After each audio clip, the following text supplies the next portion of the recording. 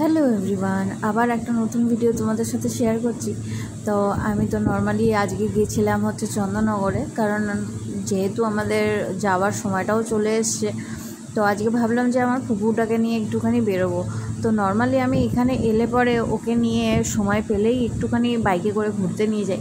তো মাকে বললাম একটুখানি তুমি ফোনটা ধরো, ওকে কোলে নিই, তারপর ওকে নিয়ে আমি বেরোবো। তো বাইকে উঠলে এত ছটপট করে, মানে আমি বুঝতে পারি না কেন করে। নর্মালি ওর মাকে নিয়ে যখন বেরোতাম জুই কি সুন্দর মানে পিঠে ভর দিয়ে চলে যেত, কোনো দিনও ছটপট করতো না। আর এ হচ্ছে রাস্তার লোক, অতিরিক্ত লোক যখন দেখে, অতিরিক্ত আলো যখন দেখে, অতিরিক্ত আওয়াজ মানে বাইকের হর্ন, এগুলো দেখলে পরে শুনলে পরে মানে ওর ছটপটানোই বেড়ে যায়। তো হয়তো বাড়ি থেকে বেরোয় না, সেই কারণেই হতে পারে। তো যাই হোক, আমি এখানে নেমে গেছি ওকে নিয়ে, আর ও ওখানে মানে নিজের জাম্বুকে দেখতে পাচ্ছে না বলে ওর অবস্থা খারাপ হচ্ছে, যে জাম্বু আমাকে ছেড়ে দিয়ে কোথায় চলে গেল। মানে রাস্তায় যদি ওর সাথে বেরোনো হয়, মানে জাম্বু ছাড়া ও আর কাউকে চেনে না, মানে তখন আমার কোলেও থাকবে না। ও এক দৃষ্টে দেখে যাচ্ছে যে জাম্বু কখন আসবে। এই যে চলে এসছে, এবার ওকে দিয়ে যে তুমি কোথায় গেছিলে কত রকম কথা ওর সাথে বলে।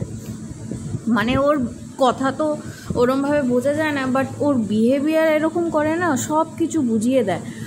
কী আর বলবো, এদের ভাষা তো আমরাই বুঝতে পারি যারা ডগি নর্মালি পুষে থাকে, যারা পেট পুষে থাকে তারাই কিন্তু এই জিনিসগুলো বুঝতে পারে সবাই। তো যাই হোক, আস্তে আস্তে আমরাও এই জিনিসটা বুঝতে পারি যে কত রকম ও আবদার ওর কাছে করতে চায়। এটা আমাদের চন্দননগর স্ট্যান্ডে ওকে নিয়ে এসেছিলাম। এখানে হচ্ছে জলশ্রী, আমি কোনোদিনও আসিনি, যদি কোনোদিনও এসে থাকি তো কোনোদিনও এই শেয়ার করব ভিডিও। তো যাই হোক, ওকে নিয়ে এখন চললাম। ও কিছুতেই হাঁটবে না, ও কোলে কোলেই ঘুরবে। আর কোলে করে ঘোরার আরেকটা কারণ হচ্ছে ওইখানে রাস্তায় অনেকগুলো কুকুর থাকে, তো লাঠিপাটি নিয়ে তো আমরা বেরোই না। কুকুর থাকলে ওকে এইভাবেই আমরা কোলে করে নিয়ে ঘুরি। কিন্তু কুকুর না থাকলে ও মানে আমি যখন ওকে নামাতে চাইবো না, মানে কিছুতেই ও হাঁটতে আর চায় না, মানে ও কোলে ঘুরবে আর কি। তো যাই হোক, এইভাবেই আমরা সেদিনকে সন্ধ্যাটা কাটিয়েছিলাম ওর সাথে। ওকে নিয়ে ঘুরবো আবার, জানি না কবে হবে সেই সময়। কোল থেকে নামানোর পরই ওর রিয়াকশান দেখো, মানে কিছুতেই ও হাঁটবে না, ও হচ্ছে কোলে করেই যাবে। মানে রাস্তায় দুপা হেঁটেই ওর পা ব্যথা হয়ে যায়। ওকে বললাম যে চল একটুখানি রেস্ট নিয়ে নে, ও কিছুতেই হাঁটবে না, ও এদিক যাচ্ছে ওদিক যাচ্ছে, আর আমি ওকে নিয়ে ভিডিও করতে ব্যস্ত। এই যে দেখো কীরকম করছে, মানে কিছুতেই ও স্ট্যান্ডে। অন্য সময় যখনই আমি ওকে অনেকবার এনেছি, ও কোনোদিনও এইরকম করেনি, এই সেদিনকেই করছে যে কিছুতেই ও হাঁটবে না, ও কোলেই ঘুরবে। আমি বললাম যে ওর হয়তো হাঁপিয়ে গেছে, তো ওকে একটুখানি দাঁড়িয়ে নিয়ে তারপর আবার নয় ওকে নিয়ে বেরোবো। তো এখানে দেখো ও হাঁপাচ্ছে দাঁড়িয়ে দাঁড়িয়ে, আর এখানে উনিও হচ্ছে মানে ব্যস্ত হয়ে গেছে নিজের কাজে। যাই হোক, ওকে সেই কোলে করেই আমরা ওকে ঘোরাতে নিয়ে গেলাম। তো এইভাবে আধ ঘন্টা ওর সাথে ছিলাম। তারপরে ওকে বাড়ি ছাড়তে এসে ওর অবস্থা দেখো, কারণ আমাদের বাড়ি ফিরতে হতো, রাতের খাবারটা আমরা বাইরে থেকেই খাবো ঠিক করেছিলাম সেদিনকে। তো আর ওকে যেহেতু বাড়িতে কেন রাখলো সেই নিয়ে ওর সাথে কত প্রশ্ন, যে তুমি আমাকে এত তাড়াতাড়ি বাড়িতে কেন নিয়ে চলে এলে।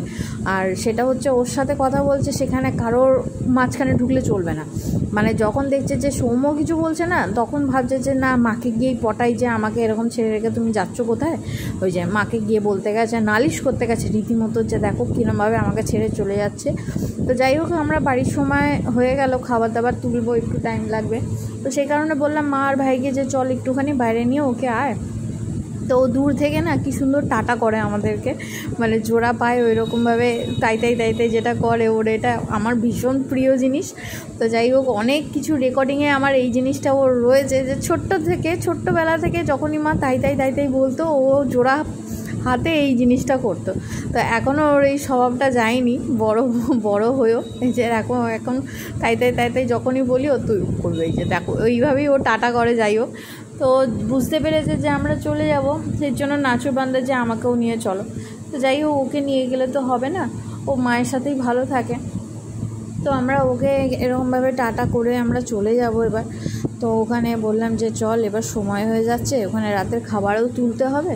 তো যাই হোক, ওরা দুজন দূর থেকে আমাকে টাটা করে, সেটা অতটা ভালো বোঝা যায় না, মানে যেহেতু আমি রেকর্ডিং করছি ওই জন্য বুঝতে পারা যাচ্ছে না। বাট আমি খালি চোখে যখন দেখি তখন বুঝতে পারি যে দূর থেকে কী সুন্দর তাই করছে। আমি এখানে দেখানোর চেষ্টা করছিলাম যে কিভাবে ও তাই করে। তো যাই হোক, সেটা আমি রেকর্ডিংয়ে অতটা বোঝা যায়নি। বুঝতেও মানে বোঝাও যাচ্ছে না, আমি সেটা পরে দেখলাম। তো যাই হোক, আর কি বলবো, মানে যেতে তো হবেই, আর কিছু করার নেই। তো আমরা বেরিয়ে গেলাম এখান থেকে, যাব হচ্ছে প্রথমে স্ট্যান্ডের দিকে। স্ট্যান্ড হচ্ছে আমাদের একটা মানে চন্দননগরের সবথেকে ভালো জায়গা, মানে যাই হোক না কেন ওই জায়গাটা হচ্ছে সবসময় জমজমাট থাকে, সব জায়গায় ফাঁকা থাকে কিন্তু ওইখানে সবসময় লোক অ্যাভেলেবেল থাকে। তো মিস করব জায়গাটাকে।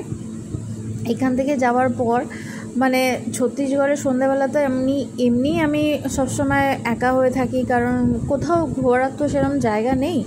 ওখানে বাড়ির ভেতরেই বসে গল্প করো দুজনে, ব্যাস, আর কিছুই না। তো এখানে আমি আমার খাবার, ঘোরার জায়গা, অনেক কিছু মিস করব, আমার পুকুরটাকে মিস করব যাওয়ার সময়। তো যাই হোক, আমরা আমাদের খাবার তুলবো এখানে। তো ভেবেছিলাম মানে সাউথ ইন্ডিয়ান ডিশ কিছু নেব। তো ওখান থেকে শাশুড়ি অর্ডার দিয়ে দিল, বললো যে তুই আমার জন্য ধোসা নিয়ে আসিস, কারণ অনেক দিন যেহেতু আমরাও নেই সেই জন্য উনিও আর বেরোয় না, ওই জন্য ধোসা নিয়ে গেছিলাম।